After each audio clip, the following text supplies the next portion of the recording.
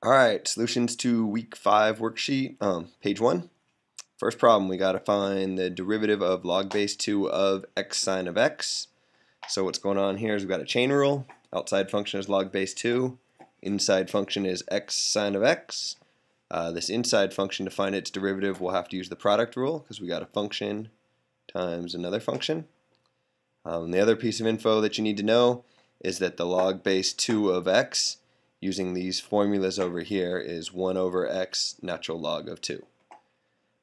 So if we put all that information together, let's see, we have f prime of x equals the derivative of the outside part is 1 over x sine of x times the natural log of 2.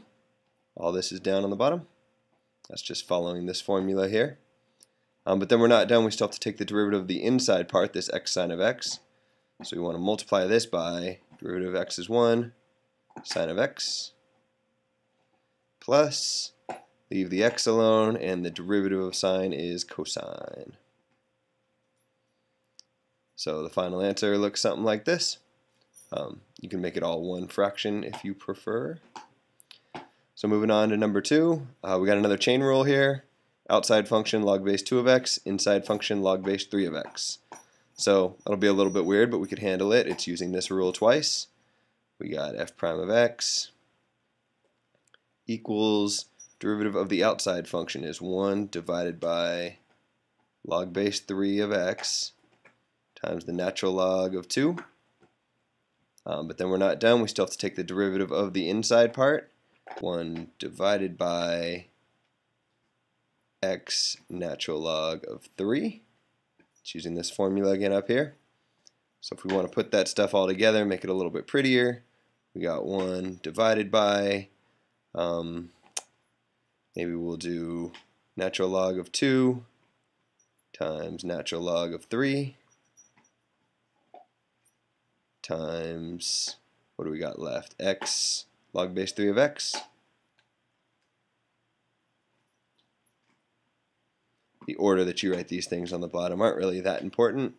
And you might wonder if we can do anything with this guy here, make this natural log of 6 or something like that. You cannot. If this were natural log of 2 plus natural log of 3, it turns out that's natural log of 6 using some log rules. But we don't have anything for log of something times log of something else. So we'll just leave this like that. Moving on to number 3. Now we get a chance to use this second rule here. We have a constant raised up to an exponent. Unfortunately, it's not just an exponent, it's a negative exponent, so really well the chain rule.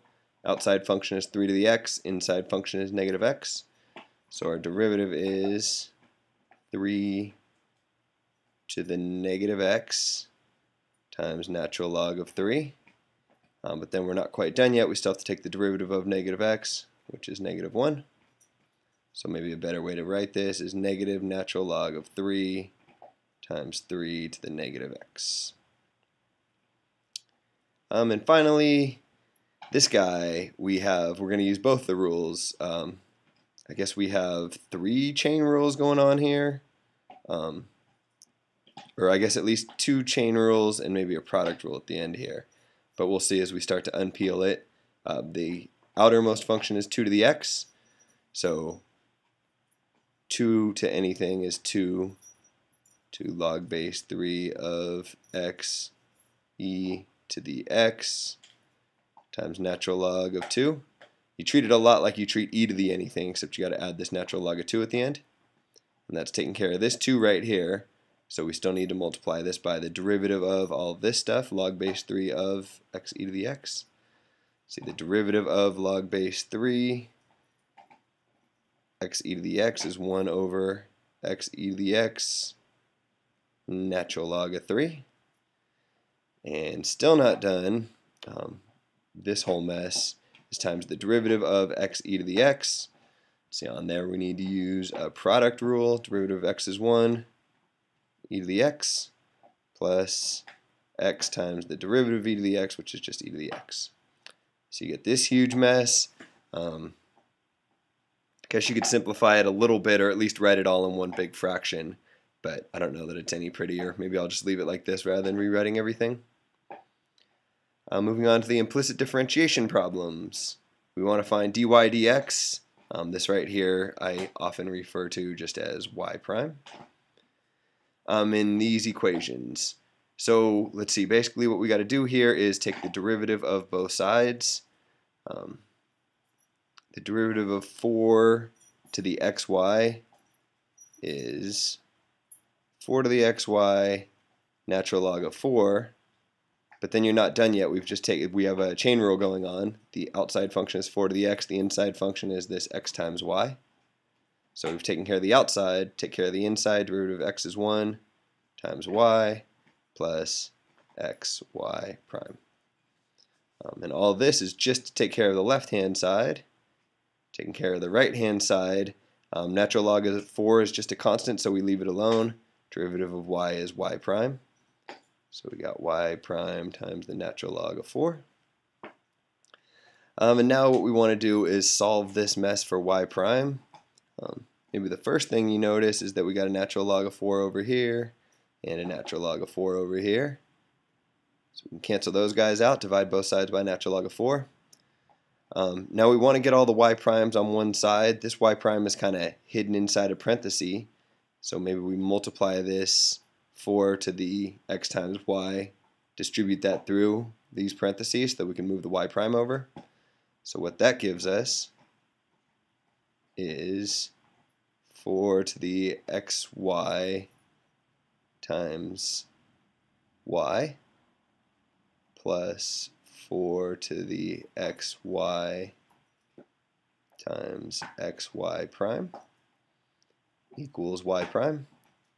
And now we're at a point where we can move all the y primes to one side. Maybe subtract this term over to the right. And we got, maybe I'll write the y first, times 4 to the xy equals y prime minus xy prime 4 to the xy. And on this right hand side we can factor out a y prime. And what we're left with is 1 minus x 4 to the xy. On the left we still have y times 4 to the xy. So finally, to solve for y prime, divide both sides by this part. Maybe we'll go back over here and get y prime equals y times 4 to the xy divided by, should have left myself more room, 1 minus x times 4 to the xy. Hopefully you can read that. Moving on, number 2. Seemingly easy function, but it turns out it's not that easy. Y equals x to the x. Mess with this for a little while. You might try to come up with ideas of what you think this is, maybe a chain rule or something. It's not anything we've seen before. So we'll have to use implicit differentiation. Take the natural log of both sides, as the hint says. So we got natural log of y equals natural log of x to the x. And then the second part of the hint is basically saying if you have an exponent inside a log here, you can move it down in front. So this is equivalent to natural log of y equals x natural log of x. And now we're at a point where everything in here is a derivative we could take. Take the derivative of the right hand side and you get 1 over y prime. Chain rule, outside function's natural log of x, inside function's y. And on the right hand side we got a product rule. Derivative of x is 1 natural log of x plus x times the derivative of natural log of x, which is 1 over x. So let's see a couple things here. We'll end up multiplying both sides by y to get y prime by itself. So y prime equals y times natural log of x plus x times 1 over x is just 1. This x and this x cancel. So we're almost done here. We got y prime by itself, but we still have y's in the answer. It'd be nice to just have x's in the answer, but we know that y equals x to the x. So if we just make that one substitution, then we're all done. And we get y prime equals this mess over here. Alright, 2 more left. Number 3 here in the second section, we want to find the derivative of arcsine. Gives us the answer, which isn't all that helpful because there's a long way to go to get to it. We do know we have to use implicit differentiation, so maybe you'd guess a good way to get rid of the arcsine, since we don't know the derivative of arcsine, is to take the sine of both sides, and you get sine of y equals x. The sine of arcsine of x is just x. They're inverse functions. And this is something we can deal with a lot better. We know the derivative of sine of y, we know the derivative of x. So if we take the derivative of both sides, derivative of sine is cosine.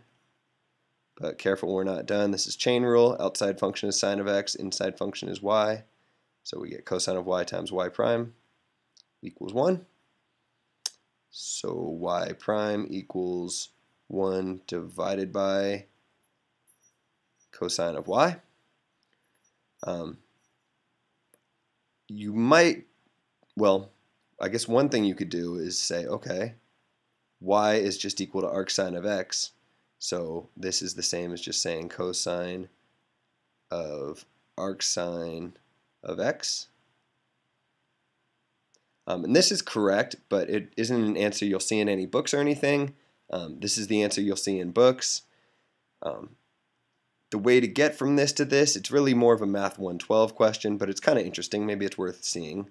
The way you get at it is just by drawing triangles. This is one of the few parts of Math 112 that I kind of liked. We know that the sine of y is equal to x. Maybe we'll think about this as x over 1. And then use SOHCAHTOA, right? Sine equals opposite over hypotenuse. So if we draw a little triangle out here and pick somewhere to put y, maybe down here, it says that the sine of y is x over 1. So opposite over hypotenuse is x over 1. Here's the opposite side to y and the hypotenuse. And if you know two sides of a right triangle, you can figure out the third. This squared plus this squared has to equal this squared. So what this will end up being, if you solve it all out, is 1 minus x squared. And now that you have this triangle, if we go back to this form right here, our answer is 1 over cosine of y. But instead of cosine of y, if this is y right here, again using SOHCAHTOA, cosine is equal to adjacent over hypotenuse. So cosine of y is this divided by this. So instead of writing cosine of y on the bottom, I can write square root of 1 minus x squared over 1, which is just the square root of 1 minus x squared, which matches up with what we got up here. So I don't know, kind of an interesting application of Math 112 for how you find the derivative of an inverse trig function. And maybe you can see that you could also figure out arc cosine, arc tangent, all those other arc functions, inverse trig functions, using a method really similar to this, just a slightly different looking triangle. Maybe I'll leave that for you guys to do. And the last problem, y equals arcsine of this mess. So it looks like we got a chain rule going on here. The outside function is arcsine, the inside function is this mess. This kind of looks like a chain rule inside a chain rule. But I don't think it'll be quite as bad as it looks. We don't have to go through all this above analysis again because we know the derivative of arcsine is 1 over the square root of 1 minus x squared. So what we got here is, using the chain rule, the outside function 1 over the square root of 1 minus, and then instead of writing x squared, we write whatever we have in the parentheses here, which is the square root of 1 minus x to the 4th squared. See, the square root comes out here, and this is all on the bottom of the fraction. And we're not done yet. We still have to multiply this by the derivative of this inside part. If you think about the square root of 1 over x, the square root of 1 minus x to the 4th as 1 minus x to the 4th to the 1/2. And we can find that derivative, take care of the outside function, the 1/2, 1 minus x to the 4th to the negative 1/2.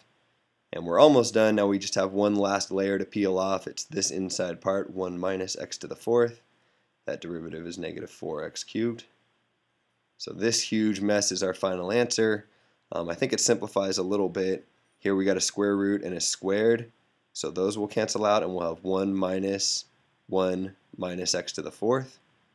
So what we got, what that all simplifies out to is the square root of 1 minus 1 is just 0, minus x to the fourth is just x to the fourth, times all this stuff, times this big mess.